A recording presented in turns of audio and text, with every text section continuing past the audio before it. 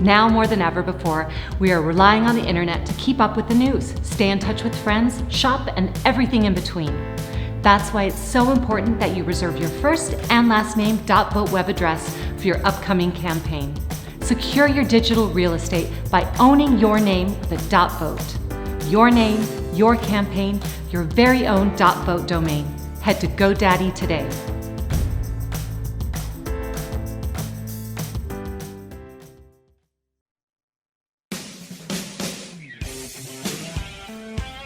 Welcome to Breaking Battlegrounds with your hosts Chuck Warren and Sam Stone.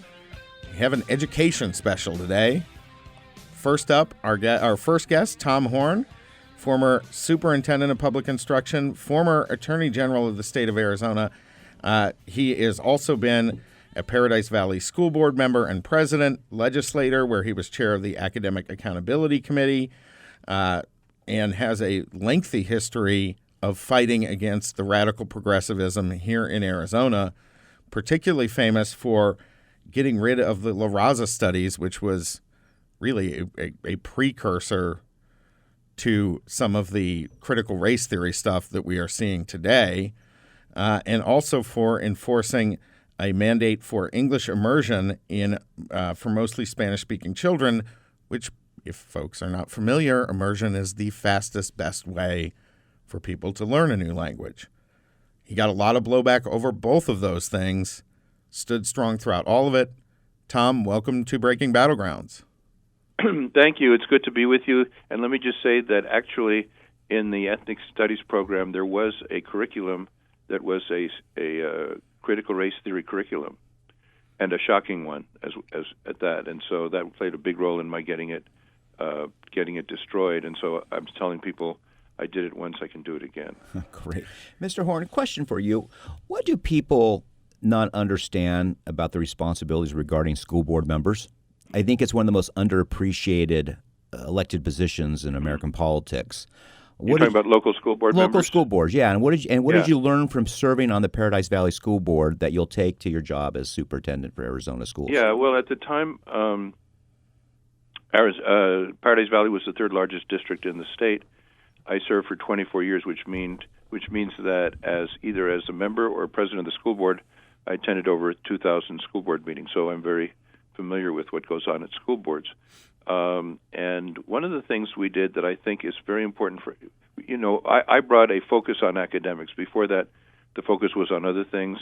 And my first 2 years were all 4-1 motions and unseconded motions. And then two of my friends were elected, and we eliminated the need to second motion, so I retired the trophy for unseconded motions.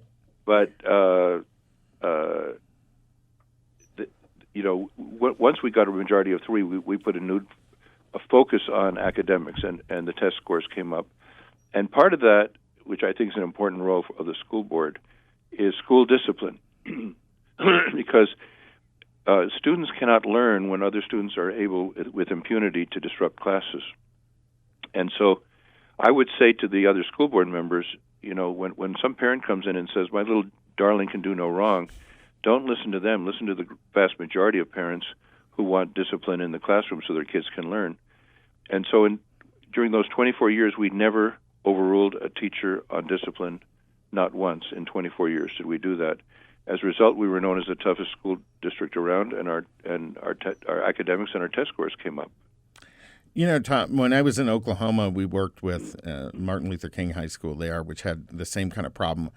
And they isolated out 10% of that school was causing almost all the classroom problems. When they pulled those kids into a different curriculum, the other 2,700 who were left over, it was 300 kids who were causing the problems in a giant high school. The other 2,700, their learning shot up. Their test scores, their results went through the roof. Those 300 kids also benefited by having extra focus on them. And then you had the federal government come in and shut it down and say we had to no. You know what? You can't listen to the federal government. I had this experience. This is a benefit of having a lawyer as state superintendent of schools. The federal government would tell me to do things, and I would say, you want me to do that? Go to court, and I'll meet you in court. I know where the courthouse is. And they never did. But then my successor folded on everything, and I can give you examples if you want. I don't know if you want to use the time the limited time we have. Well, so right now, though, we have a lot of these same problems cropping up in schools where, frankly, we need a superintendent who can take on the federal government, because a lot of these programs, a lot of the craziness is coming down with the help of the federal government, with the help of the FedEd, the National Department of Education. You have that experience as an attorney and state attorney general to actually be able to fight back against these things. Frankly, a lot of your opponents don't. Yes, fighting the federal government and fighting the teachers' union are my two favorite sports. So tell us, what are the 2 or 3 issues as you run for this position? We're with Tom Horne. Sure. What is your agenda that you're going to promote and campaign on this year? First, let me say your listeners can see my whole agenda at tomhorne.com. Horne has an E at the end. I'm glad you asked me for 2 or 3, because when I give speeches, I give 6, and my political consultant tells me I give too much. I should limit it. So you're forcing me to limit it. Yes. Okay. First priority is getting critical race theory out of the schools. And as I said earlier, I did it once. I can do it again. For your listeners who may not remember, I was the superintendent of schools from 2003 to 2011. Then I was attorney general. And the ethnic studies program in Tucson, which I mentioned, had a explicit critical race theory curriculum. I wrote a bill for the legislature, which they passed to put a stop to it, and that passed my last year as superintendent, and I enforced it as attorney general. And facing a cutoff of funds, the Tucson School Board voted 4-1 to eliminate the program. So, as I mentioned, I did it once, and I can do it again, and that is my first priority, because I believe that we're all individuals, we're brothers and sisters under the skin, and we need to teach our kids to treat each other as individuals, and that race is irrelevant. Whereas the critical race theory program is a identity politics program. They teach the kids the most important thing about them is their race. They divide kids between oppressors and oppressed, and the oppressors should feel guilty 24 hours a day, and the oppressed should not give up, not make any effort, because they're oppressed, they can't achieve anything. And it's both a viciously racist program, and it is a program which is anti-merit, because they say expecting kids to show up on time and do their homework is a white racist ideal.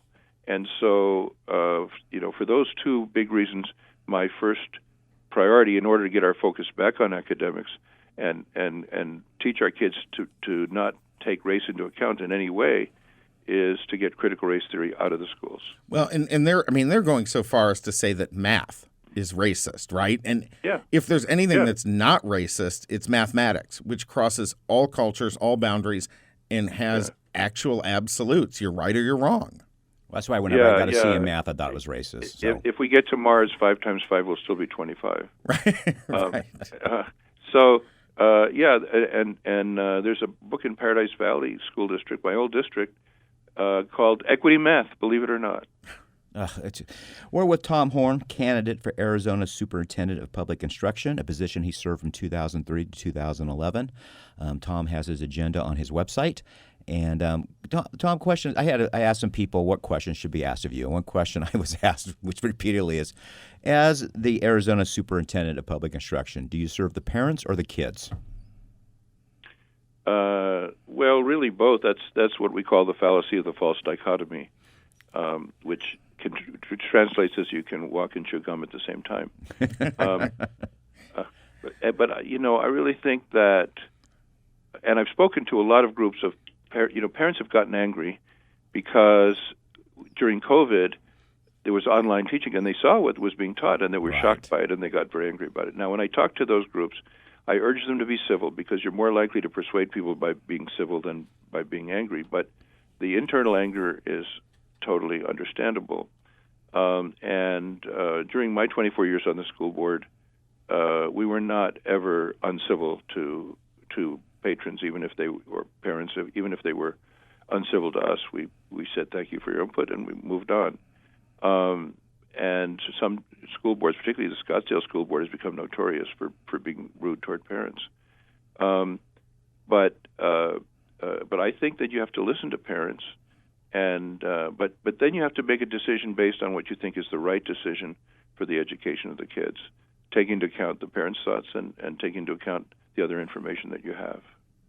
Yeah, absolutely. And a lot of times, kids don't necessarily things that they might not like or things that are good for them, right? And that's true in education and spinach.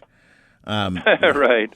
You kind of have to push past that sometimes and really focus on delivering a quality education and not letting our schools be turned into, progressive social experiments. Exactly. That's exactly right. The teachers are supposed to teach the kids science and math and factual patriotic history and English literature and the arts. They're not supposed to be talking about their personal lives or about the kids' personal lives. They're supposed to be teaching them academics. China is number 1 now in international tests, and the United States is number 25. If we don't turn this around as a national matter and focus on academics, the future belongs to the educated. China will be the world power calling the shots, and we'll be a third world nation. We'll be the future Ghana. So we've got to focus on academics, and we've got to get this other junk out of our schools. Oh, that's fantastic, because I think that's all parents want. I think they want their children, when they leave middle school, when they leave high school, to be able to graduate and read, write, etc. at that grade level, so they can either A, go get a job and be competent at it, or go to college or technical school or something of that nature.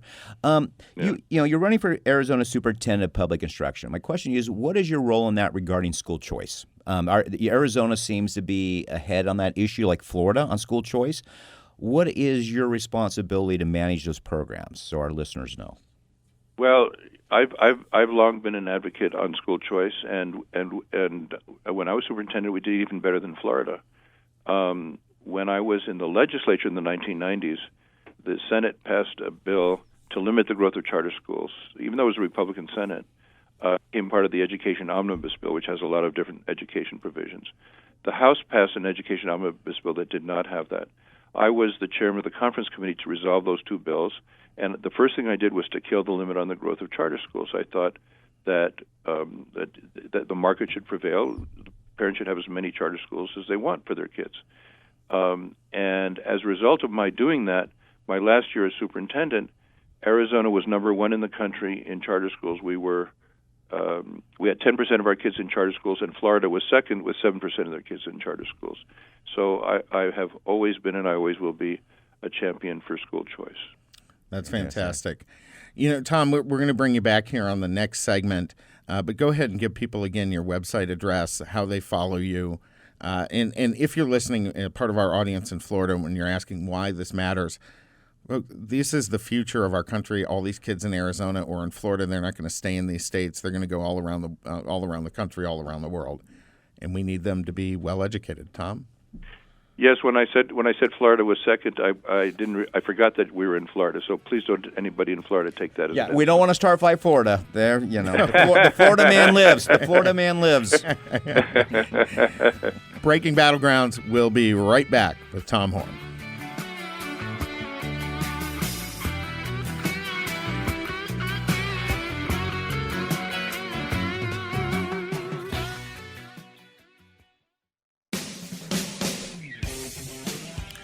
Welcome back to Breaking Battlegrounds with your host Chuck Warren and Sam Stone. On the line with us today, Tom Horne, former superintendent of the state of Arizona, former attorney general, and candidate once again for superintendent, guy who got an awful lot done.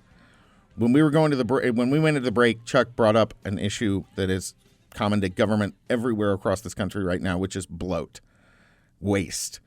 Our government is spending huge amounts of money, and they're not accomplishing a whole lot. That's true in every area, but especially in education. Tom, tell us what your experience is with that, because I know you've seen it up close and personal. Yes. Efficiency has always been very high on my priority list. When I ran my law firm, people used to say that I could make the buffalo and a nickel scream. And I've previously told you about my history on the school board, where I went from being on the wrong side of 4-1 to 3-2 on my side. And the first thing we did was we sent people from our district office back to the classroom, and we got our district office down to 2.5% of the overall budget. And then what was it before? What was it before? It was much higher than that before. I don't remember. Double, triple? You think it was double or triple? It could be. Well, let me just tell you what happened. Then I went to the legislature, and I presented a bill that would limit the other districts to 5%. I figured if we could do it for 2.5%, they could do it for 5%. Well, the objections from the inefficient districts were so loud that I couldn't even get the bill heard. So that's something I'm going to continue to campaign on: is get the money out of administration into the classroom for teacher salaries and class size, and that's what we've got to do. I have always, perhaps unusual for a conservative Republican, I've always advocated for more resources for education. But along with that has to go accountability. And part of accountability is academic accountability, and part of it is a financial accountability. Are you spending the money on teacher salaries and smaller class size and not on administration? Tom, one of the things that I learned when I started digging into the education world that really shocked me is you hear schools all the time talk about how many master teachers they have. But shockingly, a lot of those master teachers aren't in the classroom anymore. They're in administrative positions, whether at the school or the district level. And, in education, is huge amounts of study and literature that shows a great teacher is the single most important person outside of a parent for a student's education. So it makes total sense to get those folks back into the classroom, right?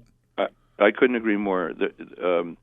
When we used to meet the 50 state superintendents, the smartest one I met was from Ohio, and she taught me something very important. She said there are three things that are important in education. Number one, the quality of teachers and teacher leaders. Number two, the quality of the curriculum. And number three, the motivation of the students.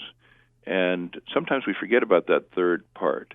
And so when I was superintendent, I was the first superintendent to enforce a bill that had passed the legislature that students have to pass a statewide test to graduate. And when I left, they stopped doing it. And so teachers say to the kids, please do well in the test. I need you to do well. And the kids say, why should I? And they leave it early and don't make any effort. We need to emphasize having quality teachers and quality teacher leaders, quality curriculum, and work on the motivation of the students as well. That's great. Absolutely.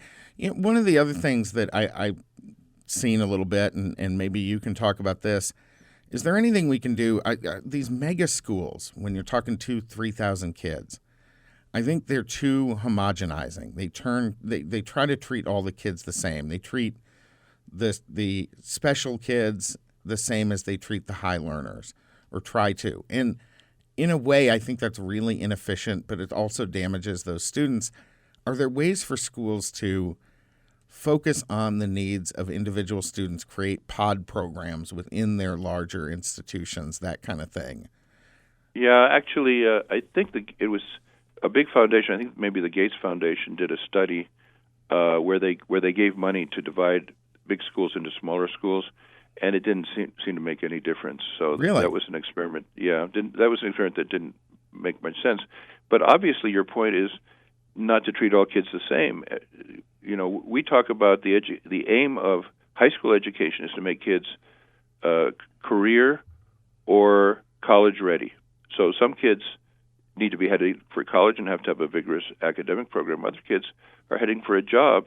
They shouldn't have to go to trade schools. They should get that in high school. And I put a big emphasis on what we call career technical education. And what we did was we integrated the standards for the career technical education with the academic standards. Because if you want to be a auto mechanic, you can right out of high school you can get a $60,000 salary, but you better know math to do that. And as a result of our doing that, the kids in career technical education scored higher on our statewide tests than the other kids did. Why? Because we integrated those standards with the academic standards, and because they were motivated. They went to companies and did internships, and they were motivated to do well, and they ended up doing better on the statewide test than the other kids. That's fantastic. We're with Tom Horne, Arizona Superintendent of Public Instruction candidate. You can find him at electtomhorne.com. Tom, why do you keep serving?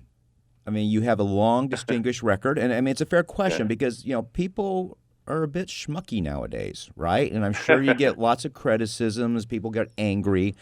You've dedicated decades of your life to serving our education, our kids, our community, our state. Why do you keep doing it? Well, my friends tell me I'm going backwards because I was an Arizona Attorney General, now I'm running for Superintendent of Schools again. But my response is the big problems in the schools now, and that's really what I want to work on. I've made enough money as a lawyer to have a roof over my head and bread on the table, and the rest of it, in my mind, doesn't really matter. What matters to me is having a meaningful life, doing something for the country, doing something for the community, and that's what gives me satisfaction. And I get blamed. Believe me, I get blamed for everything, including bad weather. But to achieve things, and we raised the academics when I was superintendent to such an extent that when I left office, Arizona students performed above the national average on the Scholastic Aptitude Test, which is a national test. The states cannot manipulate it. All three measures, critical reading, writing, and math. When's the last time in recent years that you heard that Arizona students perform above the national average? I can't remember. All I hear is that we're just, even with the $3 or $4 billion extra we given to public education spending, they're still broke. Yeah. I mean, that's all I hear. Yeah. We got to get the emphasis on academics. So that kind of work is very satisfying, and much more satisfying than earning more money would be. Tom, we have just about a minute left here. I want to say one thing in particular. When you were in there, you faced a lot of fire. You took a lot of flack from the left. You took a lot of flack from Democrats, from the news media. And I think you need someone in there right now who's very, very tough and has that thick skin to take on this challenge. You've proven you have that, right? Yeah, I'm 6'6", but I only weigh 90 pounds because the rest of what you see is all thick skin. Probably wise advice you need to give to everybody running for public office. Yeah. That's the first requirement for running for public office. You have to have a thick skin. I think it's critically important right now, and obviously education is really maybe the issue in the country for so many reasons. Folks, I highly encourage you to follow Tom Horne at it's tomhorne.com with an E on the end. Sign his petition. Yeah. Sign his petition. Get him on the ballot. And you can contribute on there, too. It's tomhorne.com. You've run before, I can tell. You hit all the points. Contribute. Thanks, Tom. We appreciate you.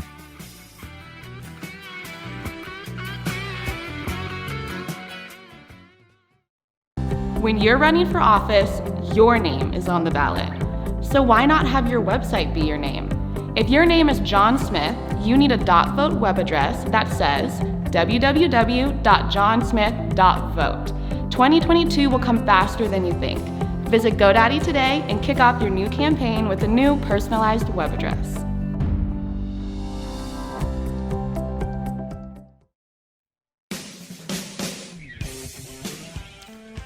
Welcome back to Breaking Battlegrounds with your hosts Sam Stone and Chuck Warren. Today's a bit of an education special, and we got a guy on the line next that I am personally very excited to talk about because I think he's done absolutely brilliant work in the last couple of years. Luke Rosiak, investigative reporter for the Daily Wire and author of a new book released this week, Race to the Bottom. In Race to the Bottom, Luke uncovers the problems in K-12 schools and the shocking reason why American education is failing. I highly encourage folks to follow him on Twitter at Luke Rosiak, Rosiak. Luke, thank you for joining us and welcome to the program. Thanks for having me. When you were doing, obviously, I think the thing you're most known for at the moment is uncovering the rape in Loudoun County schools that really blew up in the Virginia governor's race, but you were doing a lot of work leading up to that discovery that I think has national implications people really need to be aware of. So tell us a little bit about the book, what you've seen going on, because I saw some of these things starting back in 2014. They've really come to fruition in the last few years. Yeah, that's exactly right. People kind of know about the Loudoun School Board that I helped uncover, but for the last 2 years, I've actually been working on a bigger project. I've been working with Peter Schweitzer, the author of Clinton Cash, to do this massive investigation of America's school boards nationwide. And so I have basically 61 case studies that are kind of like what I did in Loudoun. We want to bring this thing national and kind of put out a roadmap for parents everywhere to kind of do what we did in Virginia with their own school boards. And so it details the variety of, mechanisms in which these schools are hijacked from being places of learning to be vehicles for various special interests to advance their own agendas. In a lot of ways, it's really progressive social experimentation programs that have taken over education that really have no interest in educating children, but in sort of rebuilding society in a different image.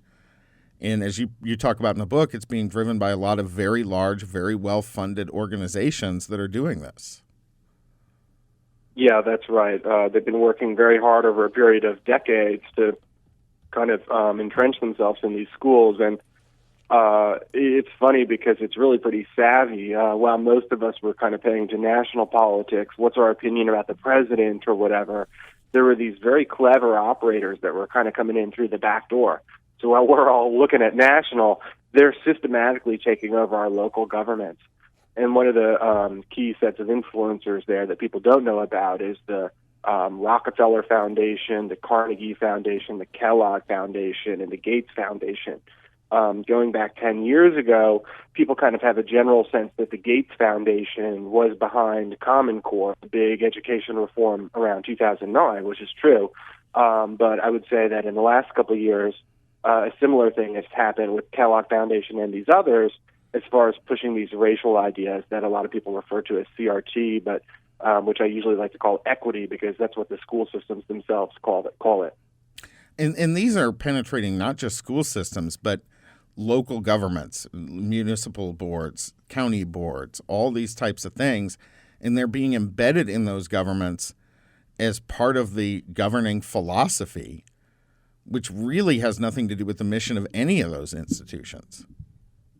Yeah, it's a great takeover mechanism because, everyone's got their little department. If you're a bureaucrat, you've got some department, but what they do is they set up these chief equity officers that have oversight over every single department, and they say every decision we make has to go through an equity lens. And so, if you want to clean the street, suddenly you've got to do a racial analysis of that. The problem is these people don't actually have a track record of making anything better anywhere. Most of this stuff, geographically speaking, was piloted in Seattle and Minneapolis over the last 20 years, and those cities have done basically what you see in a place like Arizona or Florida now is what, Minneapolis was doing 10 years ago. The rest of the country is just kind of on a, delayed playback of what those two cities are doing. And those cities now have some of the worst racial gaps in the country.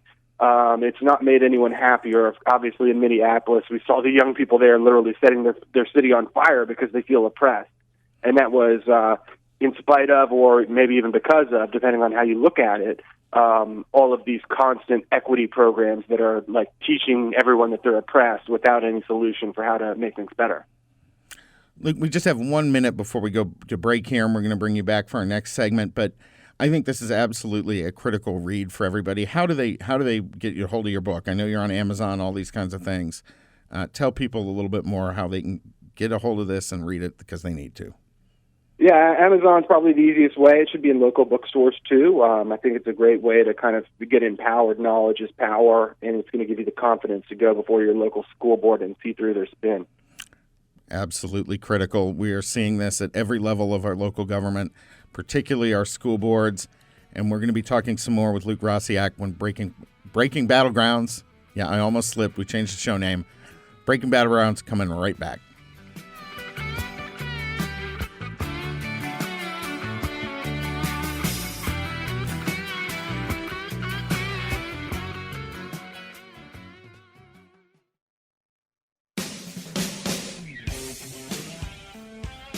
Welcome back to Breaking Battlegrounds. I'm your host, Chuck Horne, with my co-host, Sam Stone. Today, we have on with us Luke Rosiak. He is an investigative reporter for Daily Wire and just released a new book called Race to the Bottom.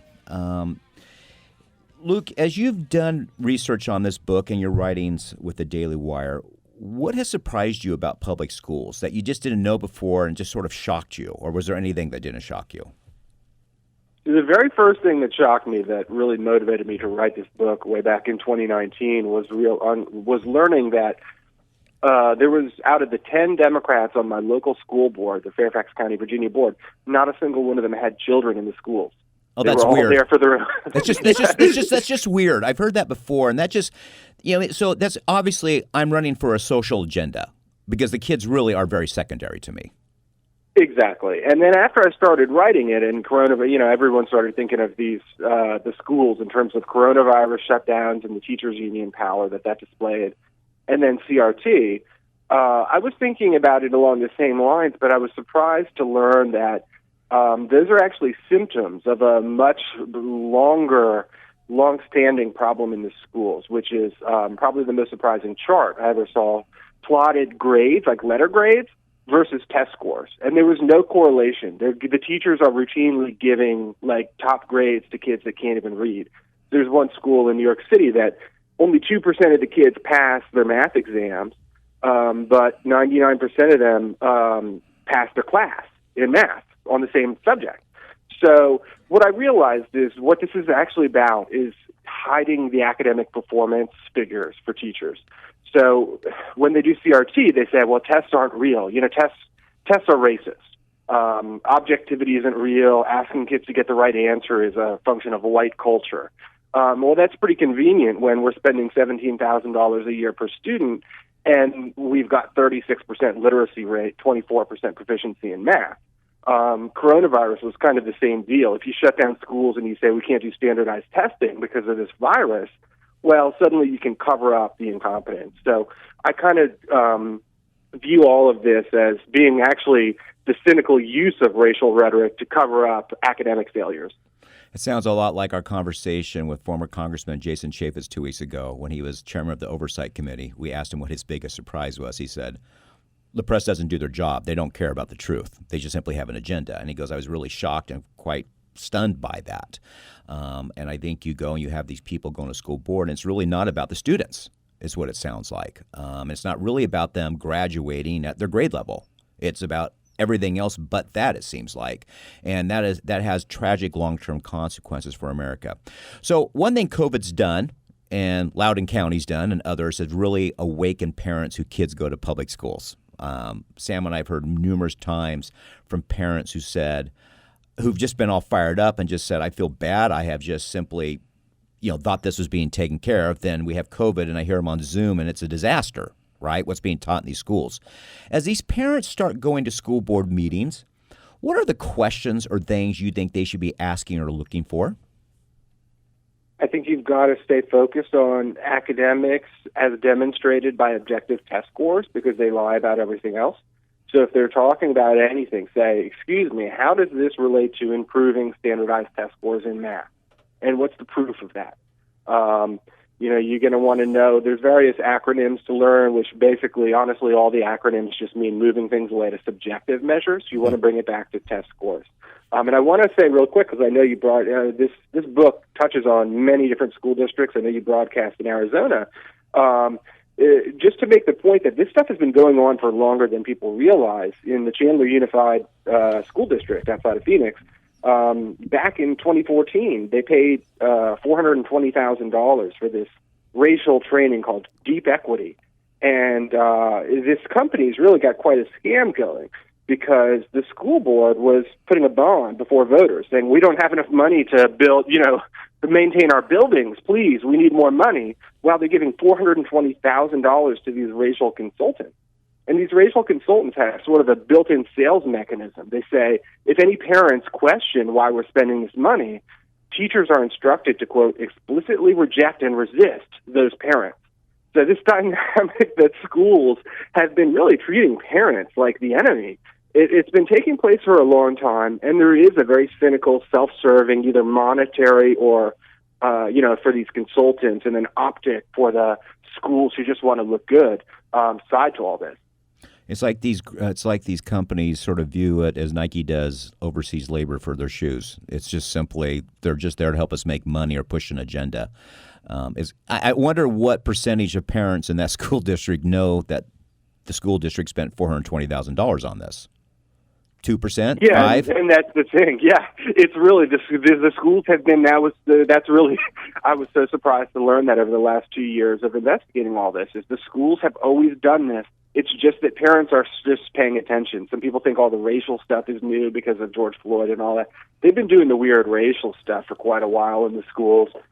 They've been pulling various, deceiving parents in various ways. And really, some of these activist groups, including the teachers' unions, are willing to inflict emotional and physical abuse on kids to get their way. It's kind of frightening how cutthroat they are.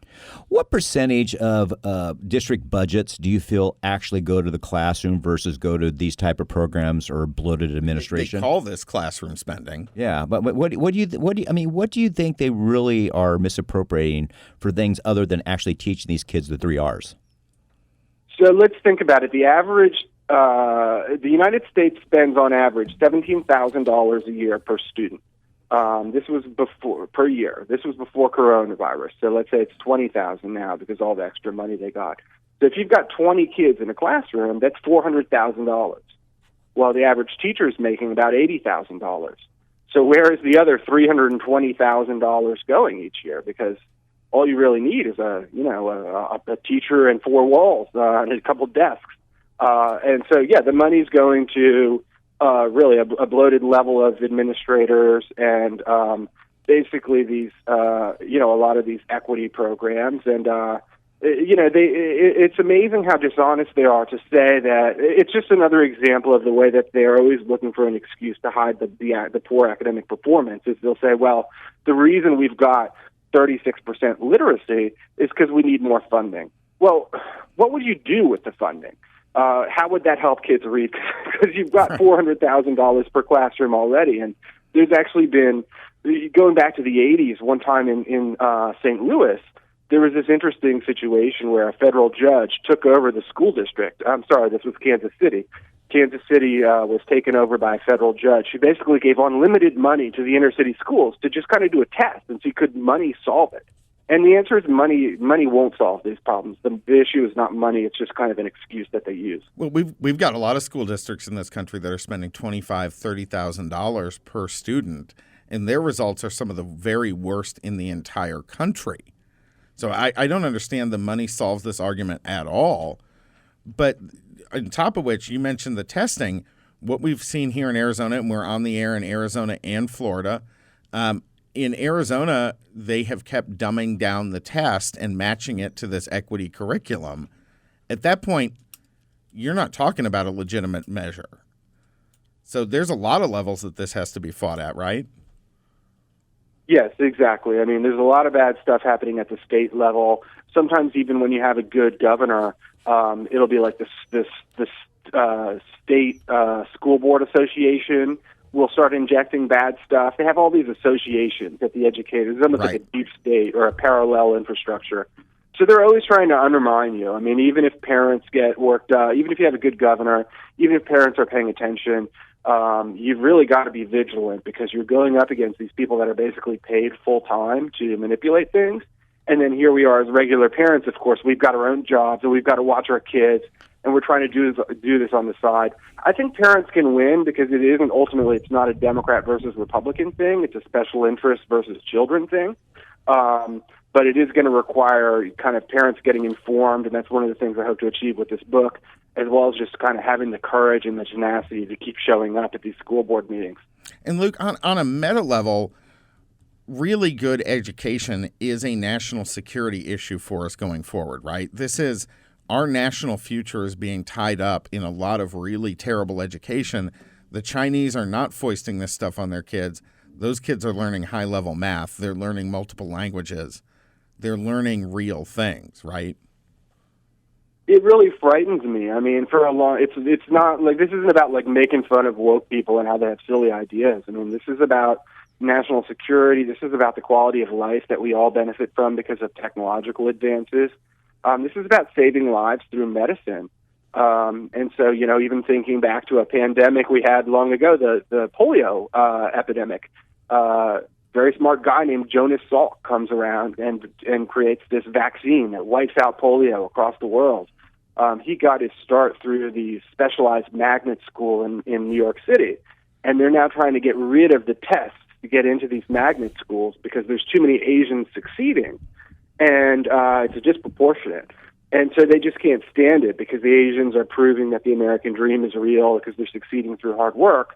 And they basically try to say that somehow the exams are biased in favor of Asians and against blacks.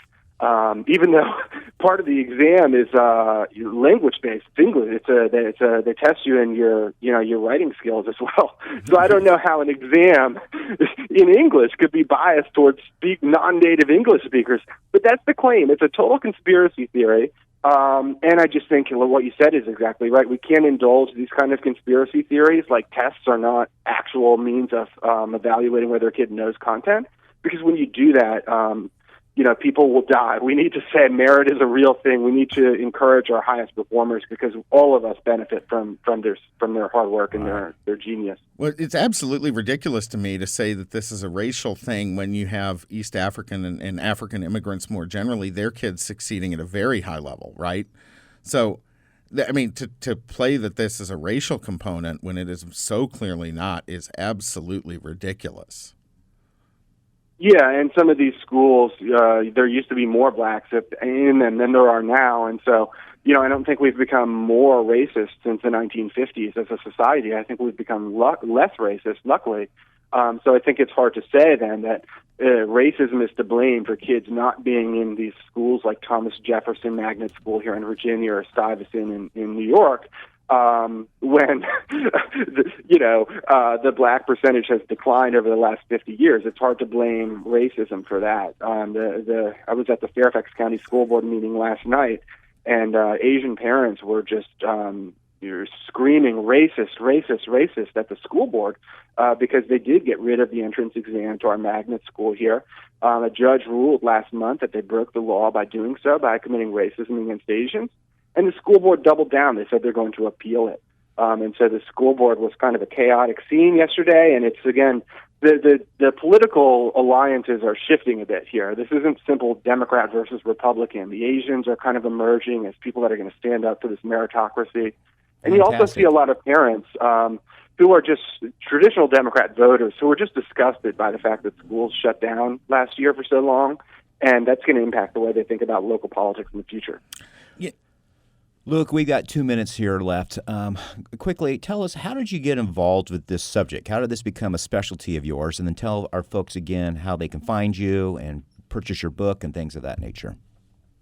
Well, I was a reporter in Washington doing investigative reporting about Congress and, the White House, all that stuff. And I thought it was, the pinnacle of my career. I thought that was a great opportunity because Washington is the most important. And after I realized that my local school board had no kids in the school system and a couple other things, there was like a push for 1970s busing in this area that I realized had no academic benefit. And it didn't help any of the kids. Kids don't benefit from busing, but it helped the administrators hide the fact that some schools were just total failures by just moving the kids around. I started realizing that local government was really important, and that when people don't pay attention to it, that's when you have these takeovers of special interests. Right. So that's kind of when I started writing this book, Race to the Bottom. I spent 2 years on it. I think it's kind of the ultimate. It's a book of this moment. It's very timely to come out with this 300-page, in-depth sort of narrative and investigative expose of schools all across our country. Well, we appreciate your hard work. It's needed. Our producer will be in touch with you. We have some things we want you to see if you're interested in doing in the future.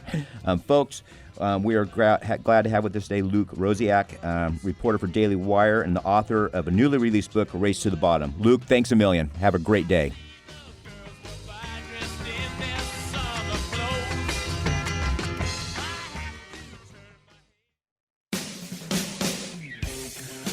Welcome back to the podcast-only segment of Breaking Battlegrounds.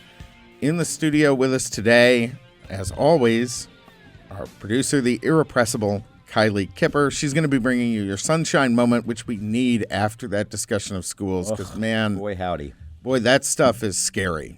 It is very scary, and I am excited to be back. It's been a little while. It has been a while since we've had any sunshine on this program. Yeah. So, you are my sunshine. We even have my music for today. Okay. So this story is about a pooch named Ruby, and so Ruby is, she still is alive, so she's an Australian Shepherd. Okay, but that makes the story sunnier. Yeah. Australian Shepherd and Border Collie mix who ended up in a Rhode Island animal shelter as a puppy. She was adopted 5 times and returned 5 times because she was just had too many behavioral problems. I had a kid in class back in the day who was like that. What's his name, Ruby? Steve, but okay. Anyway, continue with Ruby. But a shelter volunteer, Patricia Inman, she repeatedly intervened and was like, I don't want to euthanize her. I'm going to find a family for her, etc. So then came along a state police sergeant, Daniel O'Neill, who needed a search and rescue dog. He was taken back by the 8-month-old Ruby's energy and intelligence. He actually described her as irrepressible, which is kind of... That's perfect. That is perfect.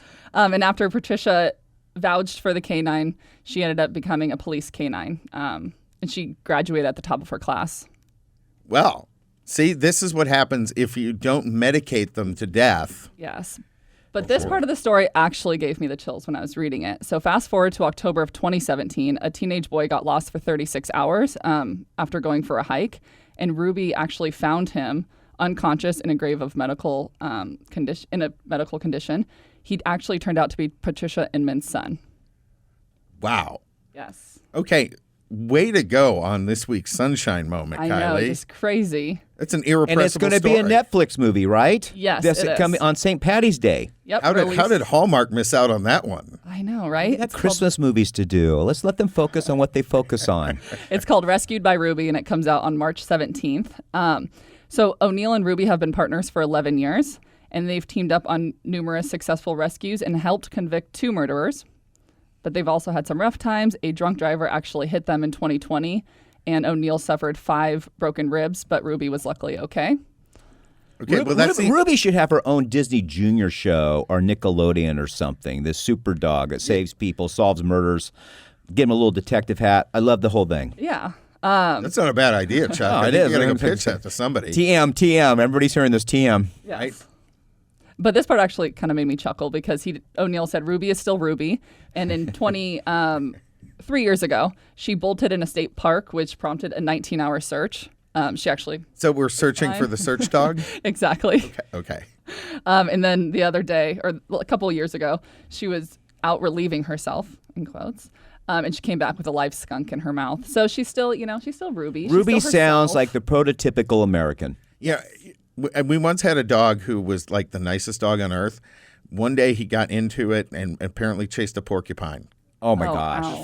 The thing got him. He ended up getting it. Yeah. But, oh, man. Yeah, no. That's a great story today. Thank you for sharing that. Yes, no, that was a fantastic. And everybody look for the story on Ruby on Netflix on Rescued March by Ruby. 17th. Yep. And folks, it's important to support those type of movies because Hollywood follows the dollar. So that's true. So follow the movie, enjoy it, share it, so they'll produce more movies like that. Well, I'm ready for anything but woke superheroes at this point. Well, Sam, today's show was darn depressing, but as you and I discussed on the show, I think public education, K through 12, is something that common sense parents can get back on track.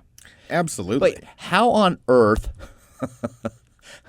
Is it Fairfax County or Loudoun County? Loudoun County has 10 school board members who have no kids is ridiculous. I mean, here's the reality. We've seen that here in Arizona. Well, no. I mean, place. I made this comment before, and some people go, "You can't do that." We require people generally to live in their legislative district to run for that legislative seat. Right. I really believe you should not be on a school board unless you have had kids or they're in school now.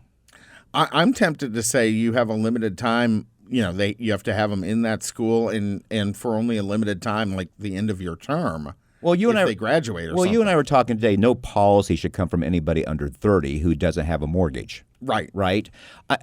Because there's just certain things you learn through the progression of life, and unless you have children in school and have seen how they're taught and what their reaction is to it, you don't know anything on that school board. I don't care how many books you read. Well, and it's the one thing I thank God, over COVID for, because absolutely it broke the dam on what was going on that nobody had any idea about. Sadly, many times when the darkness comes, light comes, and we've learned something new. And I think COVID has really changed the course of where public education was going. I do believe that. Well, and for folks who don't know, you have a program here in Arizona in 1980, which is recruiting school board members to go in and it, it's nonpartisan, but it is focused on quality education over indoctrination, over any kind of this, whatever you want to call it, critical race theory, social emotional learning, equity. It doesn't matter. These are all names for we can't educate your kids worth a damn. And we don't care. We're running a social experiment on them instead. Exactly. Well, great show this week. Kip, thanks for lining everything up. Jamie, as always, thank you very much. Folks, appreciate you listening to us. You can find us at breakingbattlegrounds.vote. And we'll be back next week. Absolutely.